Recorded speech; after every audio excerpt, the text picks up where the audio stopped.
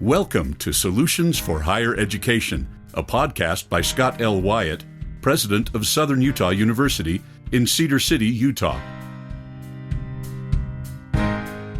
To subscribe to this podcast, please visit www.suu.edu/President's Podcast, where you will find both the audio and a written transcript for today's podcast.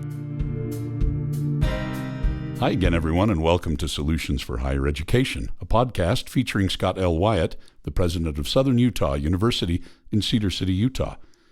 I'm your host, Steve Meredith, and I'm joined in studio today, as I always am, by President Wyatt. Hi, Scott. Hello, Steve. It's nice to be here with you today. Another great day, beautiful June day as we're recording this. And you and I actually met last night in Salt Lake City for a really nice event. The university was recognized.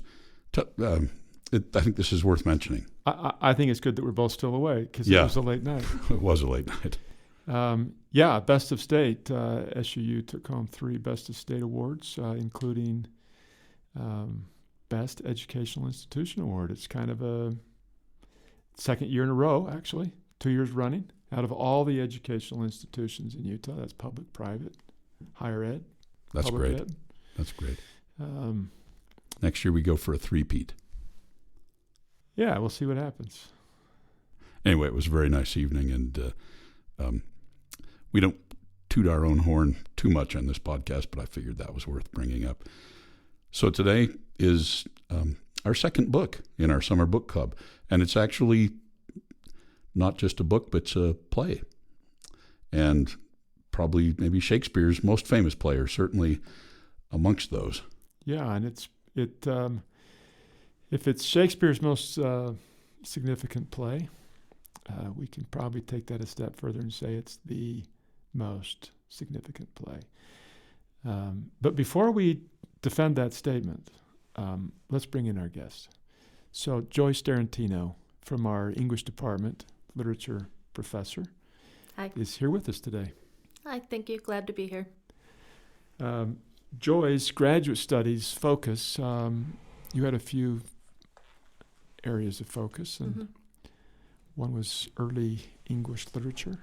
Early modern literature is what they call it, which is the language of that period. So that's Shakespeare, and what were your other areas? Dystopian literature and composition, which is the classes that we teach, the 1010 and 2010, to make proper argumentative writing. Yeah, it helps students be successful in written communication skills. Well, before we get into this play, I think we ought to defend the statement that this might be the most important play ever. And I don't know how you defend that, but I can say this much, that no play has ever been produced on Broadway more times than Hamlet. Hamlet has been produced by far more than any other play. Really? So if that's a measure, and I think that's probably a pretty good indication, this could be our most important play ever. It could be. I'd have to give that more thought, but it's definitely not the most important play. I mean, it's definitely up there if it's not the most important play. Yeah, somebody somewhere on a podcast someplace in the world today is making an argument that some other play is the most important. We're talking about Hamlet in this summer book club because SUU has a very special Hamlet summer.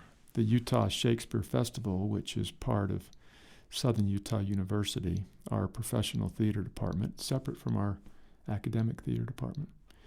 But the Utah Shakespeare Festival is doing a creative, slightly new take on Hamlet, and it opens in Cedar City on July 5th at 2 o'clock. Really? And I have my tickets purchased and I'm ready to go watch it. I don't want to be a spoiler, so I'm not going to say. But it's different. But it's just a little bit different. And I'm excited about it. It's going to be really neat. Yeah, I think I can say this without going too far. Ophelia has a slightly larger role. That's enough to make me go. Yeah. They haven't changed any words. So the words are the same. Yeah, these plays, everybody puts on these plays, but the way the director sets it up and the emphasis in the language and how they do things and how they're looking, you can have one play that has kind of a different meaning just by presenting it differently. And this will have a meaning that I don't know that anybody's ever tried doing. I've never heard of it. So everybody needs to come and watch it. It's going to be really fun. Yeah. And read the play before you come watch it, of course. Yes. I was going to say, I'm glad they're not changing the words or updating them or excising them in any way, because as I read this again, I'd read it once before in high school or college a long time ago, and then had seen the play a couple times and read it again this last week. I'm just astonished. Every single time I'm astonished at how much of Hamlet is in our regular language. I mean, if anybody stumbles across a skull, what's the first thing you say? Alas, poor Yorick, and it's just they're I've never stumbled across this. Well, that's right. I'm At surprised the Halloween store. with your background. I've had skulls, but I've never That's right. stumbled across one. But I mean, methinks the lady doth protest too much. I mean, how many times have you heard that statement? Yeah. And it just there's so many of these things that you say that's either a proverb from the Bible or it's Shakespeare. And it's a pretty good coin flip as to which has had the most impact on the language, and this particular play especially. Yeah, Joy, so for those that have never read the play or seen it, we're going to tell them right now that they've heard. Oh yeah, Quite a there's bit so of it. many different things. The ones that you mentioned, there's this above all to thine own self be true. Which is a great statement. Yep. Yeah, although it's funny because the person who says it, Polonius, he just kind of spouts off for long periods of time.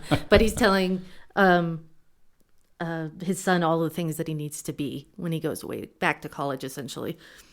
Neither a borrower nor a lender be. Yeah, it is a pity that the person making the statement is a advisor to a tyrant. Yeah, Blood. I don't think that necessarily was a choice on his part, though. It just the job just kind of was fluid when the new king came in.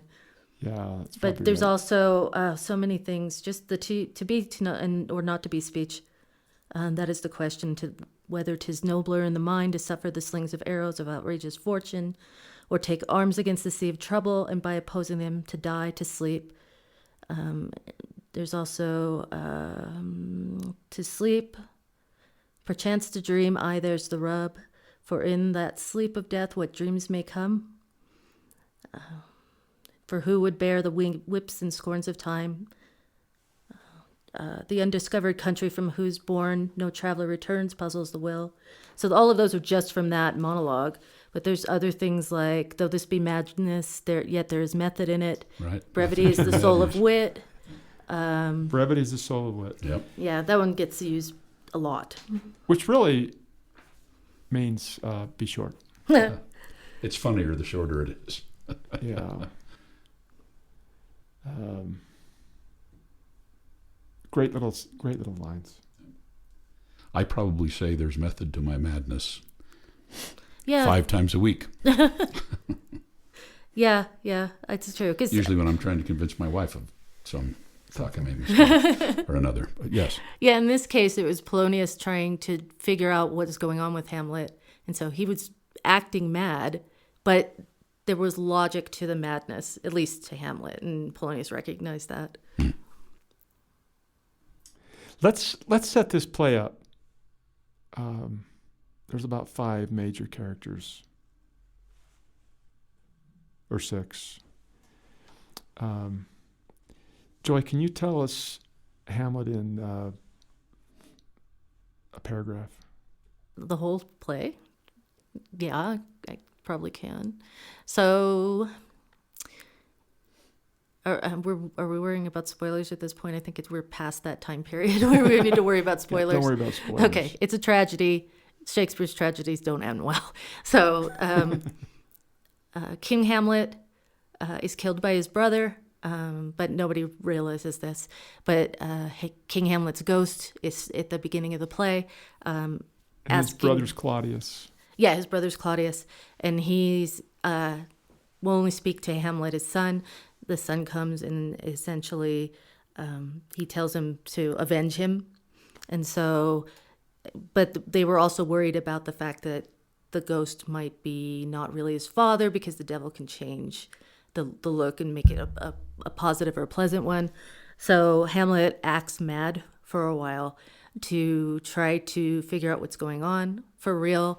And then he has a group of theater players come in to reenact the play. It's called Murder of Gonzago, but he changes enough of it that his father will recognize it. In the meantime, his uncle, I'm sorry. This is a fascinating piece, isn't it? So It is. His uncle Claudius Yes. is believed to have, we know he did, but Yeah. Hamlet was told by his father's ghost, probably. Well, he marries Hamlet's mother. Yeah, and it was right after the father died, with a couple months. In fact, that's one of the big things that Hamlet has a fuss about, is the fact that they used the way he put it was they used the food that was still warm from the wedding, or from the funeral for the wedding. So Claudius kills King Hamlet, Mm-hmm. and then Claudius marries His widow, Yeah. Gertrude, Mm-hmm. who's Hamlet's mother. The ghost Before comes, he's even cold in the ground. Yeah. The ghost comes and tells Hamlet what happened, and to avenge him, Hamlet feigns insanity to try to figure out if it's true, and goes about trying to get revenge. Yeah, so he has a troupe come in and reenact it to see what reaction Claudius has, and the mother as well. And then And it works. It does. It works. It totally freaks the king out. And then there's this whole thing where Claudius tries to kill Hamlet. He sends him away and asks Rosencrantz and Guildenstern to follow with a letter. They don't realize the letter says, oh, by the way, Norway, just kill Hamlet while he's there. But he gets away with that, which is why we have the play Rosencrantz and Guildenstern are Dead, based on those two little bit characters. I love that play so much. So Hamlet comes back, and there's these plots. So there was Laertes blames, well, he did. Hamlet at one point ends up inadvertently killing Polonius, thinking it is Claudius.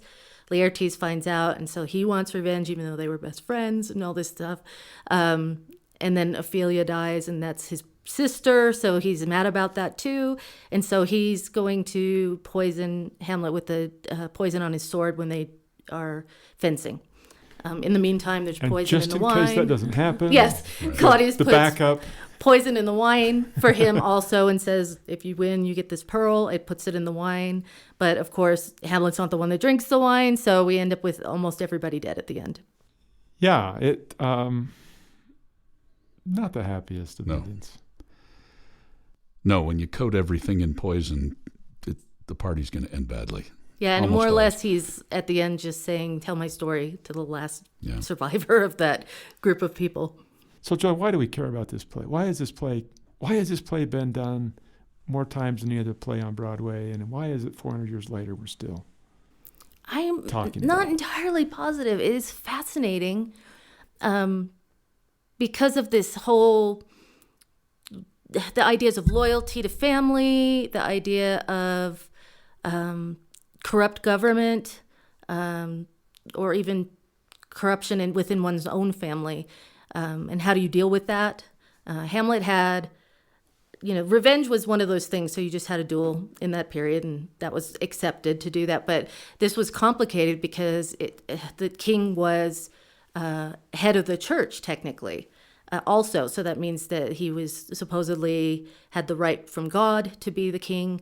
And so Hamlet wasn't sure if he had the right to kill him in that respect, but at the same time, he needed to avenge his father. And what would we do in that situation? Which is, I think, the reason why we find this so interesting. And then his relationship with Ophelia gets damaged because he's so busy trying to get the revenge. And just the reactions of the different people in the court. I think it's really popular because it's so complicated, and so we try to insert ourselves in it and say, okay, if we were in this situation, what would we do? Right.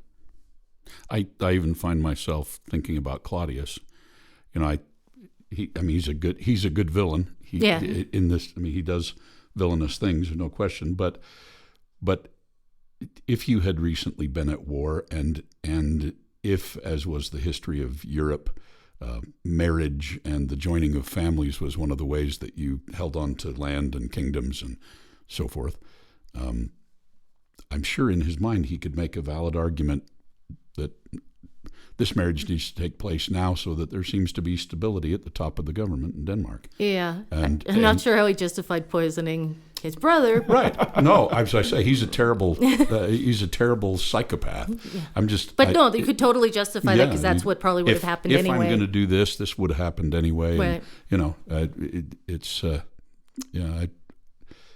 the things that cause the people in these plays to do what they do are very interesting studies in human behavior, and I think that's one of the reasons why it's stayed around so long. Yeah. One of the most fascinating things for me personally is the way he treats Ophelia, because you get mixed messages. There's a love letter that Polonius reads because he's a nosy dad and he shouldn't be reading that, but he does. That professes Hamlet's love. He assumes Hamlet's just trying to seduce her, right. Tells her to stay away from him, which she doesn't really want to do. And I think a lot of Ophelia's madness has to do with the fact that everybody is telling her what to do and not to do, and she has no control over her life. So then Hamlet, who was professing to love her, starts attacking her, essentially, right. Verbally. Get thee to another nunnery is another really famous line. And I think some of that was feigned. I think some of that was the fact that he was so angry with his mother, and the falseness of women. At that point, he was kind of making a blanket statement on all women, and so that got put on Ophelia as well.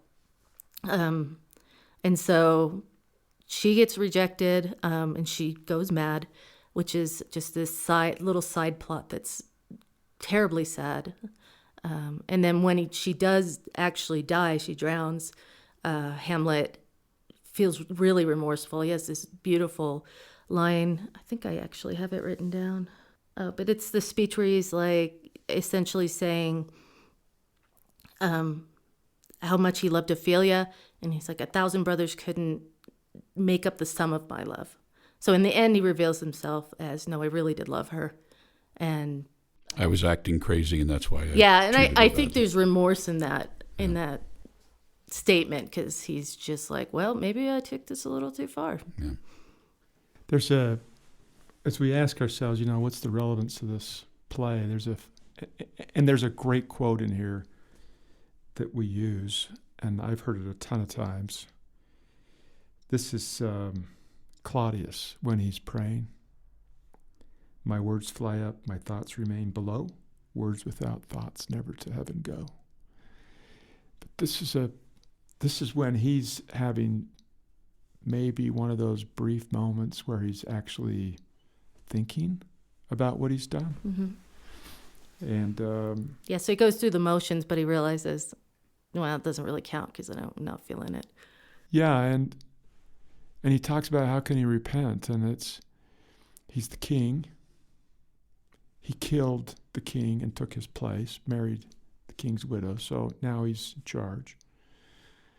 And he's struggling with repenting of this event, but maybe there's nothing to repent of because he got away with it. And God didn't punish him. He got what he wanted. Well, yeah. And he's okay. for now. For now. Right. Yeah. So I read a couple of monographs about... Can the king do wrong? Right. And I remember this from, there's a lot of heads of state who would say that the president or the king or whoever can really do no wrong. Right. The end always justifies the means, whatever they are. Yeah, whatever. Well, if you're in charge of the laws, then you're outside of the laws. That's right. And in America, as in most countries, we believe in the rule of law. So even the head of state is obligated to stay within it. But I think I remember in the Pentagon, not the Pentagon Papers, but the Watergate scandal, that Nixon made some comment about the president can't do anything wrong. Yeah. He was really bold about He defending cannot. himself. If I do it, it's okay. Yep. And the list of people that would have said that, around the world is a long list. Over history, yeah. Yeah. Well, and it's more Stalin. complicated even when there's royalty, because there's this anointing that physically takes place when someone becomes king or queen, and they are representing God on earth, essentially. They have the divine right of God to rule. Right. That's right. And so that makes it seem like they won't do anything wrong, but clearly that's not what history tells us. I was saying I read a couple of monographs, and one of them was about the Christian themes that pervade through Hamlet. And the writer was kind of comparing Oedipus to Hamlet, where there's this strange relationship between mother and son, and ultimately they end up in tragedy both. Mm-hmm.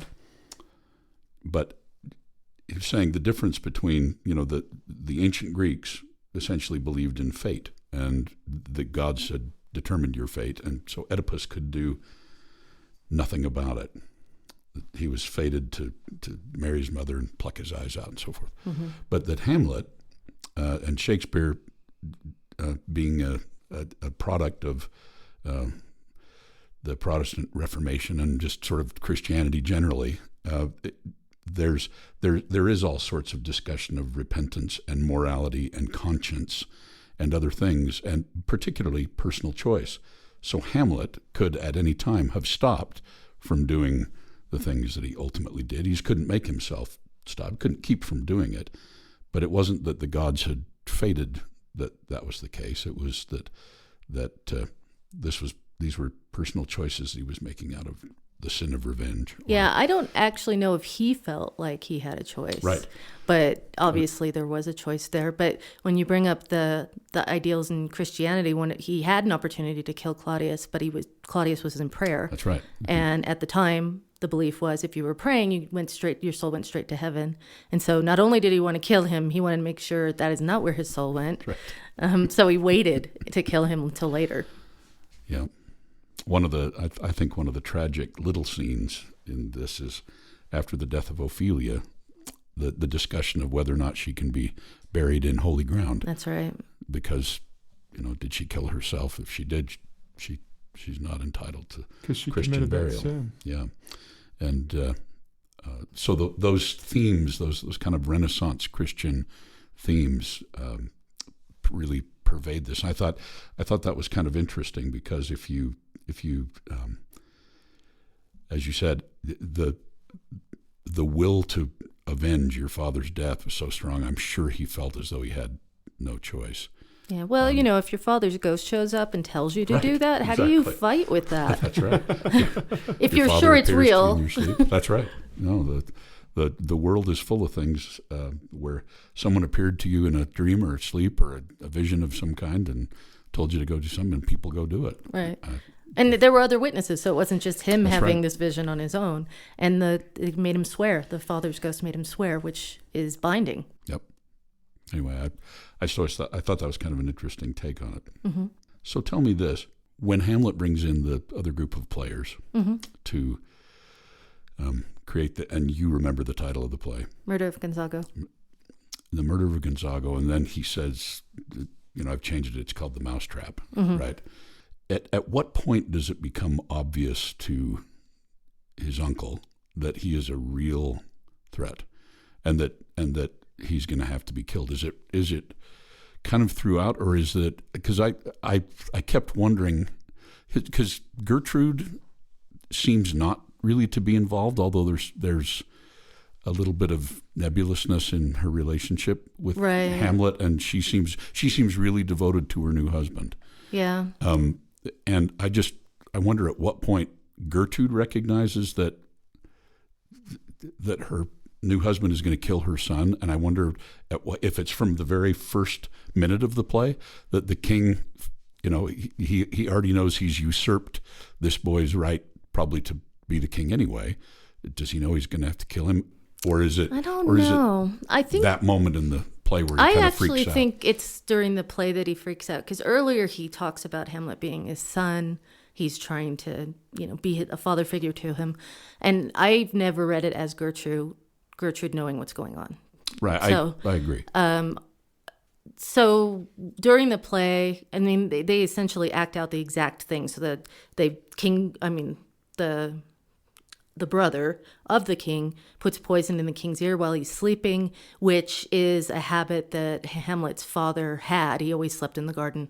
So they knew that. So at that point, I don't know that Gertrude knew what was going on at that point, but I do think that Claudius was like, wait a minute, that's really too much of a coincidence. Right. But then with the marrying the mother and stuff, and eventually it dawns on Gertrude, it dawns on Claudius, and then what are they going to do about it? Well, I mean, I don't know that what are we going to do about it is different than Claudius's, right. Because then she's essentially committed adultery, and she has to deal with the fact that, wow, my husband was murdered, and by my new husband, which is just a lot of information.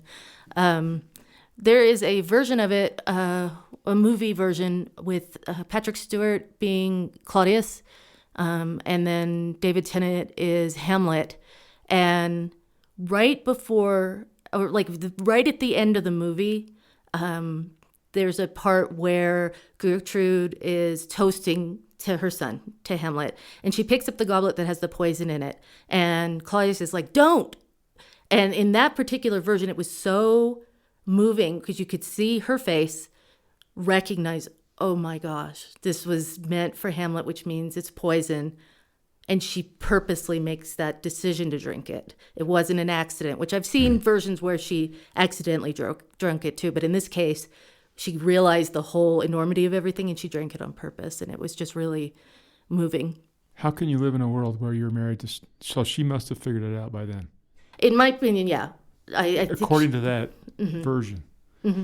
This reminds me of Machiavelli's Prince, because slightly off topic, but relevant. Machiavelli was in the royal court, sent out to the country, lost his standing, was raising pigs or whatever it was that he was doing. He wanted to re-win favor, so he wrote The Prince. And The Prince was advice to government leaders. And one of the things that he said is when you take over, you've got to kill every heir to the throne. Yeah. And that's what Claudius is doing. He's getting rid of every heir, because if, he was pretending like Hamlet was his son and he's going to take care of him. But if you're the kind of person that just killed to get power, then you assume that other people would kill to get power, and he can't trust Hamlet. That's true. Although there's no indication that was part of the plan until he figured out that Hamlet figured out what had happened. But if we base it just on his personality and his history, there's a good chance he was thinking about that beforehand. It's just that we as an audience don't realize it at that point, or until that point. Or at least he always had it in his back pocket. If this kid ever figures this out, I'm going to have to whack him. Or if he does anything that's irritating, more or less. Yeah. The father of modern political science, or however we would describe Machiavelli, was giving that advice, and it probably was advice that was known. And probably advice that people were doing anyway. Yeah. Well, it comes up a lot in literature, so yeah. What else is interesting about this play? There's a line in here, or there's a little discussion in this that I think is a really fun part, which is about the worms. Oh, the grave digger. Yeah, I think that's a lovely part. The grave digger, or the clown, he's called sometimes, is, his job is to dig a grave for Ophelia, but he's digging out an old grave, which may have to do with the fact that they don't know if she can have Christian burial or not.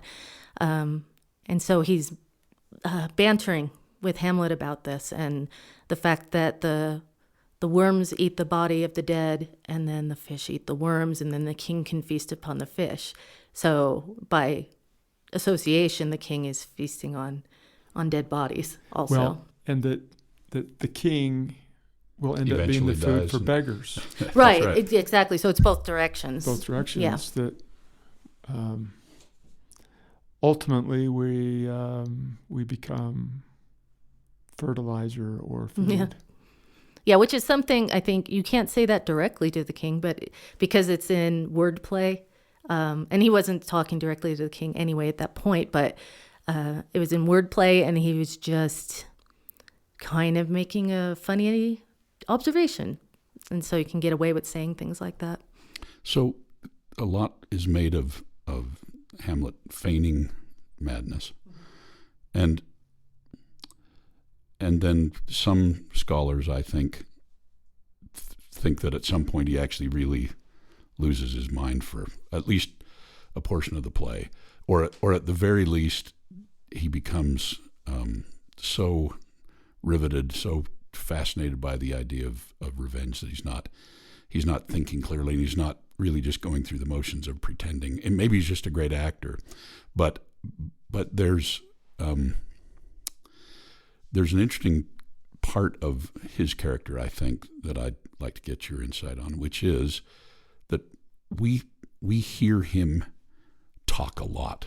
He seems like he is constantly to be or not to be. He's constantly weighing life and death. He seems almost paralyzed, because if he was, he becomes fairly early on convinced that this is the ghost of his father. Yeah. He should avenge his father. Well, just take the sword while he's asleep and chop his head off, right? And I think there are people, Laertes maybe, these are men of action who would do that. Instead, Hamlet, and of course, part of it's a plot contrivance because that would be a 15-minute play otherwise instead of 2.5 hours.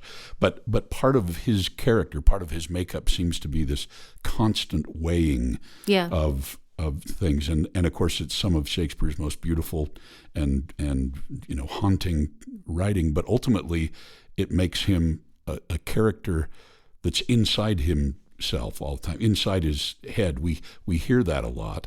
And we hear his thoughts in a way that maybe in a movie we might hear as a voiceover almost. Right. We get inside this character, but he seems almost stymied into inaction by that. And I've always wondered, people that lead lives of the mind are, they're really interesting to talk to, but ultimately nothing happens, or ultimately you don't get anything done.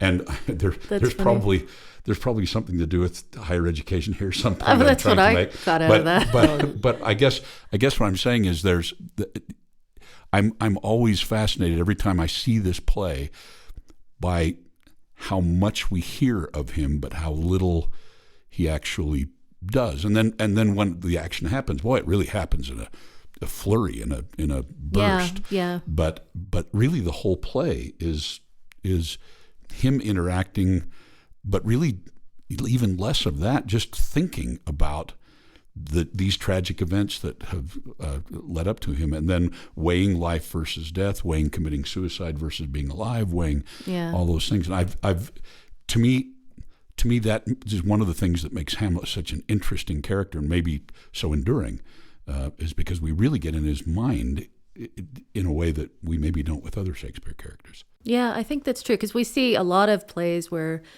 somebody needs to be avenged and they go out and avenge them, Right. and then it's the end of the whole thing. But yeah, in this one, he starts out melancholy before obviously he lost his father, but it lingers longer than I think it does for most people, and that gets mentioned.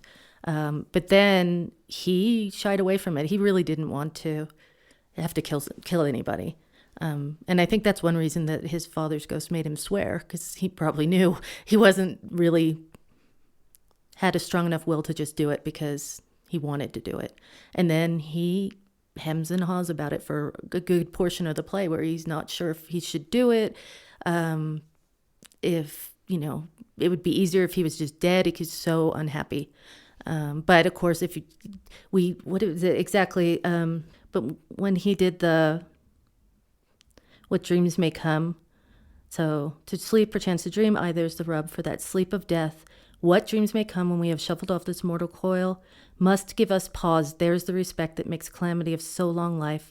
For who would bear the whips and scorns of time for oppressor's wrong? The proud man's contumely, the pangs of despised love, the law's delay, the insolence of office and the spurns, the patient merit of the unworthy takes, when he himself might his quietest make with a bare bodkin, saying he could just kill himself. Who would fardels bear to grunt and sweat under a weary life, but that the dread of something after death, the undiscovered country from whose bourne no traveler returns, puzzles the will and makes us rather bear those ills we have than fly to others that we know not of. So if it were simple for him, if anything were simple for him, he would just kill himself. That would solve the problem. Right. He wouldn't have to kill his uncle. He wouldn't have to deal with his mother or any of that. But because his father, right at the beginning, makes him swear to do this vengeance, but also the fact that he's saying, I'm also a coward, which, that's a different debate, whether it's cowardly or not to commit suicide. But from his own point of view, he's too cowardly to do that. And he really does feel too cowardly even to kill his uncle. But you mentioned a second ago whether he was feigning madness or he became mad. And I don't know I don't know the answer to that. I believe that he absolutely feigns it, at least at the beginning.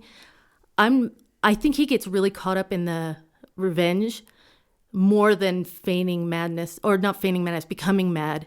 And I think it's only with the death of Ophelia he realized how far he really took it, how much the effect of his actions affected other people, even people he loved, because he clearly loved Ophelia.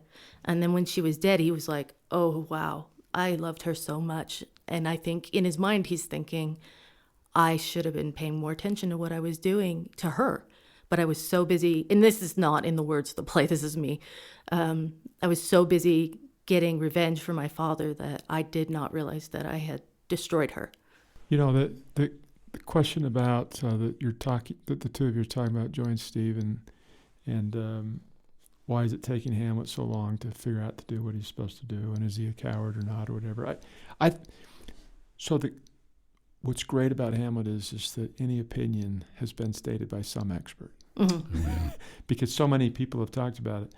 So I don't need to say that this is true, but I'm inclined to believe that this play has nothing to do with revenge. It has everything to do with good government, bad government. Because if it was about revenge, he could have just taken revenge. But we drag this out so long so that we can talk about human nature, the nature of governance, and just the rule of law applied to the leaders.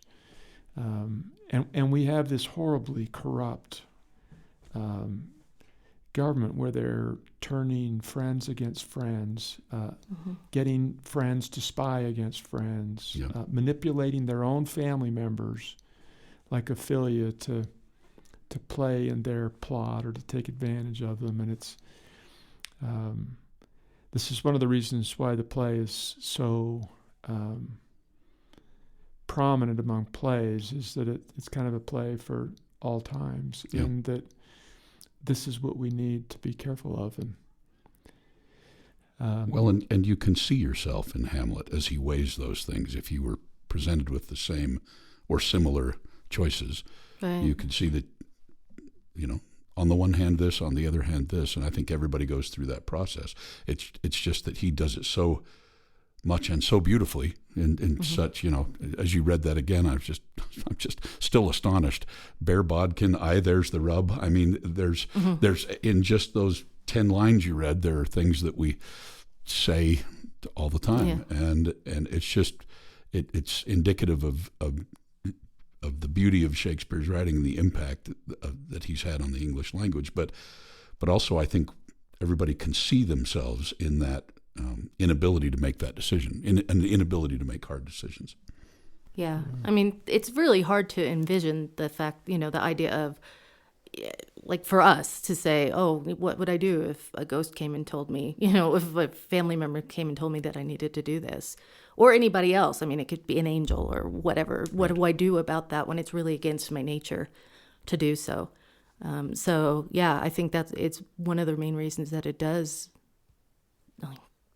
resonate with people, because he struggles so much and so openly about that decision of what to do, about his own life, about Claudius's life, and then he's starting to lose trust in other people because of these things that have happened. He's losing trust in his mother, even though his mother didn't mean to do anything wrong. Right. But from his point of view, obviously she did do that by marrying so quickly. And if you feel like you can't even trust your own mother, yeah, that's a problem. it would shake yourself. And that's, again, while he foundations. was attacking Ophelia, he essentially said, if my mother, and again, these are not the words of the play, but if I can't trust my mother, then all women must be corrupt, and I just need to stay away from them, and they're all evil, which is a huge jump, but he's a very emotional man. And so everything that he does is this huge emotional decision and emotional toll that it takes on him. Get thee to a nunnery. Yeah. He thought it would be better for her to live a chaste life rather than lie to somebody, which we know that she didn't actually do. But at that point, I actually think, because that was the part that threw me about, was he really being mad or not? Why would he hurt Ophelia? But I think he was so hurt by his mother at that point that he took some of that out on her. So I don't think all of it was, hey, I'm going to plan on hurting Ophelia. I think he was hurt and confused and angry, and he took some of it out on her. Yeah, there are some versions of the play, and some experts I've heard opine that they've actually already been intimate, Hamlet and Ophelia, and that perhaps she's even carrying a child, and that this has led her to the fateful decision to kill herself, essentially. And there's no indication in the text of any of that. But as you said, President, every expert with a PhD has weighed in on this play, and there are some that have said, yeah, he's mean to her, and I guess if she felt like she had no control over her lives, and she had a brother and a father that were really controlling, and then the one man that she loved all of a sudden turned on her, maybe that would make her so despondent. But perhaps there were also these other things that are not in the play, or they're not obvious in the play. Maybe something's going on that we can't tell you. So you have to You're going to have to come and watch it. Play. That's right. The new improved Ophelia. That's right. So we have a friend who lives in Washington, D.C., taught Shakespeare at Georgetown University, and served as a board member of the Shakespeare Theater there. His wife served on a Shakespeare board in another community, and has a daughter serving in another one. So there's three. And he comes out to Cedar City every summer with his family to watch plays here. What he would say is, if he was here, is that this is the best theater because you watch the play in the evening, and then the next morning you get to attend a seminar. We have a pre-play presentation for those that choose, then the play, then the next morning you can sit and talk with an expert and others who watched the play the night before and discuss it. It makes it a complete, interesting package. Yeah. Where that if you watch a play in a big city and at a some theater. Well, even at the Globe, they don't do that at the Globe. Yeah, that's right. Yeah. You just go home. It's over. You just go home. You don't have a chance to really talk it through. This is the best place to watch. That's a very cool part of what we do here. Yeah, it is. Ophelia is, I think, the most sympathetic character in the play, because she's manipulated by her father, by the king. Whatever happens with her and Hamlet, she falls in love with Hamlet, and her dad and her brother remind her that she's a lower class than Hamlet, that she should get away from him. And Well, because they essentially think that Hamlet's playing with her. Right. But even, but even that, the daughter of a servant of the king is just not. It doesn't go anywhere if you fall in love with the king's son. Yeah. Although Polonius does apologize for that later when he reads the letter. He's like, "Oh, okay. I think he actually meant it. I didn't realize." Yeah. But at the very first part where Ophelia comes in, Laertes lecturing her, then Polonius lectures her and makes her show him the letter, which the privacy thing is just it's not an option for her. So, there's this whole background we don't know about where, I realized that women had very few rights in that time period, but at the same time, maybe her family was worse than most families. You don't know that part of it either. Again, we don't know her background. But yeah, so there's just a lot of other people telling her who she is and what she needs to do. Yeah, I think that is why she's so sympathetic, is because these wheels are set in motion and she's really powerless to, more or less, to stop any of it. It's why Rosencrantz and Guildenstern are dead is funny too. These two small bit players. Characters, and now it's Hamlet told from their point of view, and they're kind of watching the whole thing unfold and saying, "What the heck is going on?" Yeah. And it's kind of this absurdist comedy thing between these two goofy friends of Hamlet's, and so there are those characters to whom the play happens, and that's kind of what I think about Ophelia. This whole thing is just happening to her, and there's nothing she can do about it. Yeah, in a way, the whole play happened to everybody. Yeah, right. There's really nobody, I think, that actually has control over anything, because even Hamlet gets his revenge, but he died, so that didn't go over as well as he was hoping. Well, that was the whole thing about that Oedipus and the Greek fate versus free choice was. Does anybody in this play really have any choice? If your father came to you and said, "Swear an oath, you got to avenge my death." Well, that feels like the gods to me. It feels like that's taking your free will away. Well, and this play has. So what we would say is read this play. This is a great play to read. It's read amazing. the play and then come watch it. But additionally, there's a lot of other ways that somebody can be introduced to this play, and one of them is to watch movies like The Lion King, which is the retelling of Hamlet. Retelling the story. Right. Of course, it's not exact, right? Yeah, but it's off. The main plot is there.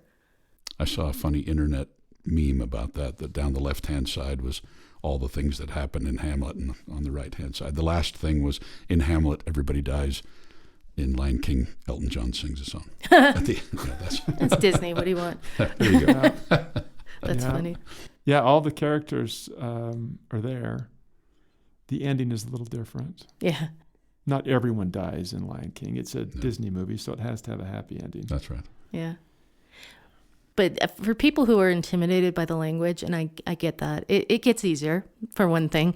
But there are different ways to read it. There's No Fear Shakespeare, and they have a website even where you can read the play and modern interpretation of it. So if you don't know what some of the language means, cool. Which there's no reason why you would know that. So, at the time that was the language they spoke. But we don't speak early modern English anymore, except for in that circumstance. But there are ways to learn the language. But even if you don't get everything, the more you go to these plays, the more you start to understand. So a lot of it's just exposing yourself to it. And I know sometimes people are worried about feeling stupid, not being able to keep up. And that's okay if you don't. You can always watch it again. Or again with reading the book where you can slow down and look at it. One of the things that I teach my 1010s is I always teach them one of the plays from whatever Shakespeare, Utah Shakespeare Festival is doing, and we do the graphic novel of it. So they have the visual and the words, which I think is a really good way to learn Shakespeare because you have context for the words, but you can also do it at your own pace, where with the play, you just want to tell the actors, hang on, I'm not there yet. Yeah. I'm still trying to figure out what you said. And reading the book, the struggle for me with the book, and I was glad I had what I thought was a really great annotated version of it that just had a running glossary. Yeah. But I just thought to myself, holy mackerel, it's so much easier when you add the action to this. Yeah. It's so much easier because I just would think, okay, I got about 6 words out of that previous paragraph, and they were all the rest. So I'm checking the glossary. I'm going to the bottom of the page. Yeah, it's practice. Line, but these plays were never meant to be times. read. That was not the intention. They were intended to be watched by a modern audience of their time, Right. that would understand it. It was not this haughty thing just for kings and queens, which, I think there's a misinterpretation that some people think that that's what Shakespeare was about, but it wasn't. He had the groundlings. I teach study abroad with Jeb Brannon in London 2 weeks every May, and we take them to Shakespeare's plays, and we have the students be groundlings. So they stand up, right? And then some of them were leaning straight against the play. That was the common people. He made sure that they could afford to go. They understood the jokes, or even, when it isn't a joke. Obviously, there's not a lot of jokes in Hamlet. There are some. But he made sure that was accessible to everybody. That was super important to Shakespeare's time. Yeah, and there are a lot of editions of Shakespeare. The one that I read was Fogler's Shakespeare, and I read it on my Kindle. Oh, yeah. Which made it very enjoyable because I'd hit something like brevity is the soul of wit, and I think, okay, what does that exactly mean? And I click on it, and it says to me, a wise speech, a few words carry the central meaning. It has nothing to do with wit. Yeah, not the way we think of wit. It's just saying, make your words brief and it'll be more effective. Right. Which is exactly why that is funny in that play, because Polonius just goes on and on and on about everything, but he says that. So he knows the rules, he just doesn't follow them. Yeah. But constantly through here, it was fun to click on a word and get the definition. Yeah. The commonly used at that time definition. It kind of slowed me down because I found it fun to explore the Well, it's so much language. easier than it used to be that way. So you either had a version that had a glossary or annotations on the side, or you just, had to kind of force your way through it. And now there's all kinds of ways to learn Shakespeare. One of the reasons that I wanted to go into Shakespeare studies was because I thought, I really want to know this. I want to know this language. I want to understand it. And be able to go to the plays and get what's going on, no matter what it is. And that fascinated me. But it was harder to study it, back without the internet and without these so accessible. easier versions of the play to read. Yeah, like No Fear Shakespeare is a really good one because it's modern wording on one side and the actual wording on the other side. And it was kind of this thing like, well, if you can't figure it out, you shouldn't be reading Shakespeare, which is not really true. That wasn't Shakespeare's intent. No, definitely surely not.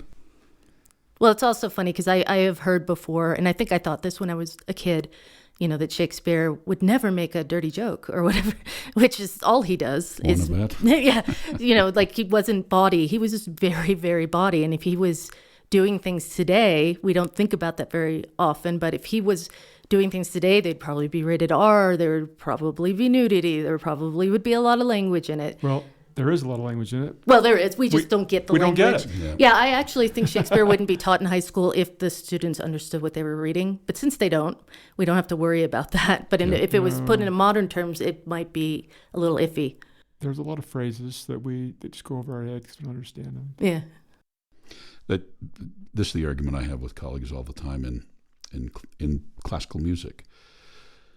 In some cases, this was meant to be a special thing that was meant only for a special group of people, but 95% of these people were just trying to write hits. Mozart was trying to write a hit, and he wanted it to be accessible for everyone. By the end of his life, he'd lost most of his jobs, kind of drunk his way through, the really good jobs in Europe at the time, and was essentially writing operas on spec for whoever would produce them. And he, these things had to be hits so that he could feed Costanza and the kids, right? And so it was to imagine that. Well, if you can't understand, no, these were people working with the language of the time. These were people working with the music of their time, trying to write popular entertainment. It's just the fact that they happen to be towering intellects of all time that the stuff continues to be amazing, and it amazes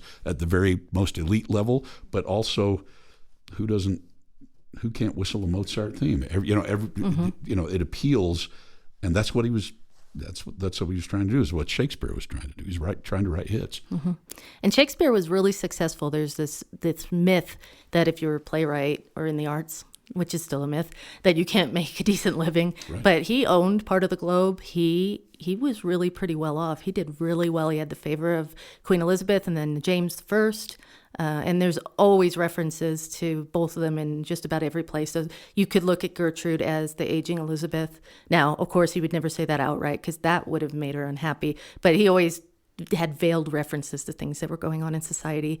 This way he could deny it if the king or queen were angry with him and said, "Oh, I can't believe you said that about me." "Oh, that wasn't about you. I mean, that was just this other thing that I made up." But yeah, so he definitely was really successful at his time too. It wasn't just now. Yeah. And he takes liberties with the facts when in his historical plays. He Sure. takes a lot of liberties. Times haven't changed much. No, we think of Richard III and the deformity supposedly that he had, and that most of us grew up watching him always deformed. And then they found his skeleton a few years ago. He was not nearly that deformed. He wasn't, completely crippled at all. But there was this idea of that, and I think it was more symbolic than physical, but it became a physical attribute as time went by. Well, everybody should come see the play. And everybody should read it and think about what it means. And then because Cedar City is a destination for the Utah Shakespeare Festival, most of those that come to see the play will stay overnight, spend a little bit of time. Make sure that if any of our listeners are coming to see Hamlet this summer, again, it opens on July 5th. Stay overnight and then come the next morning and listen to the seminar. Not listen to the seminar, but participate in the seminar. Discussion about the play. That's what makes it so much fun. And then call you or me and we can go to lunch. And we'll give them a tour of our palatial podcast studios. I had the opportunity to sit in on some of the tryouts and readings of this play in anticipation of the summer, and to watch these professional actors go through some of the lines, and then to have our artistic director, Brian Vaughn, say, "Would you take a slightly different approach to this?" And instantly, they were a different person reading the same lines. And I thought, wow, the magic of live theater. That's true. And Shakespeare in general, there have been plays I've watched dozens of times, and I'm like, wow, I don't even remember that part because it was portrayed so differently. Yeah. It was de-emphasized. So, President, our third book for the summer is Tao Te Ching, the kind of founding book of Taoism, right? Yeah. And you were telling me earlier when we were having a discussion about the fact that you were actually reading a couple of other books, and here came some quotes. Yeah, so Tao Te Ching is Bryce Christensen from our English department is going to join us to discuss that. And when I was talking to him about it, he mentioned that it is a fairly short book, so it doesn't take a long time to read it, but it does take a lifetime to think about it. So this isn't a hard read. But what's been so interesting is that the book has never been really present in my mind, thinking about it. But I read it quite a bit. And ever since we decided that this book was going to be part of our summer book club, I have read quotes from it in two other all of a sudden you see it every year, books. Everywhere. Yeah. And here's one. This is a book called Atomic Habits. That's a hot best-selling book, Atomic Habits, yeah. Men are born soft and supple. Dead, they are stiff and hard. Plants are born tender and pliant, dead they are brittle and dry. Thus whoever is stiff and inflexible is a disciple of death. Whoever is soft and yielding is a disciple of life. The hard and stiff will be broken. The soft and supple will be. The soft and supple will prevail. But this was in a book about how to form great habits. And the idea that we don't want our habits to become so hard, good or bad, that we become a disciple of death, because dead things are not at all flexible. That's right. Living things. That's how we know they're dead. That's how they we know snap they're in dead. half. Living things. So I'm super excited. I haven't started reading this yet. I don't know if you have. Nope. Steve, I haven't started reading it, but I'm really excited to read this book. Again, it's a fairly quick read with a lot of thoughts. It just is interesting thought after interesting thought after interesting thought from a very old text, far older than Shakespeare. Right. Probably easier to read than Shakespeare. Well, the quotes that I've read have all been easier to understand. But laden with meaning. Yeah. Laden with meaning and a lifetime to think about it. Yeah. Cool. That'll be fun. I'm looking forward to that. You've been listening to Solutions for Higher Education, a podcast featuring Scott L. Wyatt, the president of Southern Utah University in Cedar City, Utah. We've enjoyed our conversation today with Joy Sterrantino from our English faculty, and we've been discussing Hamlet, which is not only the world's greatest play, but also going to be part of the Utah Shakespeare Festival. Beginning July 5th, we invite you to Cedar City to come and see a very special version of that play. We invite you to finish reading this play with us if you haven't. And as always, we appreciate you continuing to be our faithful listeners. We'll be back again soon. Bye-bye.